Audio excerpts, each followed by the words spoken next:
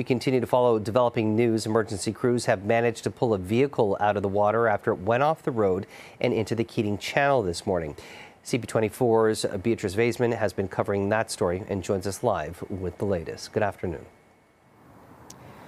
Good afternoon, Jamie. Tragically, the body of the person who was inside that vehicle when it crashed into the Keating Channel has now been removed as well. And I've just learned a few minutes ago from Toronto Police that it was actually pretty much a head-on collision, Jamie, that precipitated all of this. It was around 8:40 this morning that the first 911 calls went into both police and paramedics about a vehicle leaving the roadway, crashing through a guardrail, breaking through the ice and plunging into the water here, into the Keating Channel off of Lakeshore, just east of Cherry Street. When first responders got here, I'm told by paramedics that they transported one person in the other vehicle that was involved in this near head-on collision to hospital with minor injuries. The second person inside that second car, again, tragically, that car went into the water.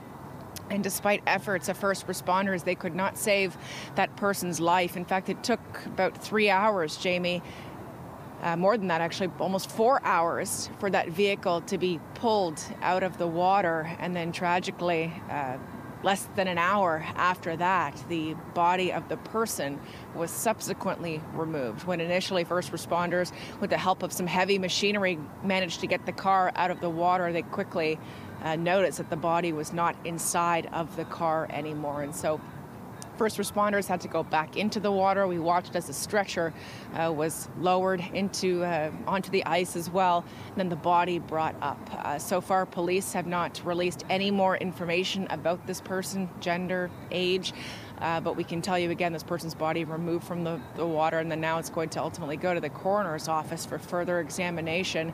And now Toronto Police's traffic reconstruction unit is going to have some investigative work here at the scene, determining exactly what happened in the minutes before the head-on crash, causing this driver to go through the guardrail and into the water. Certainly a tragic situation. I can tell you some people who seem to know the deceased have been here at the scene, obviously very distraught by what has happened, and the priority of police will certainly be to notify family members of this person as well, as we await to find out any more information from investigators. Jamie.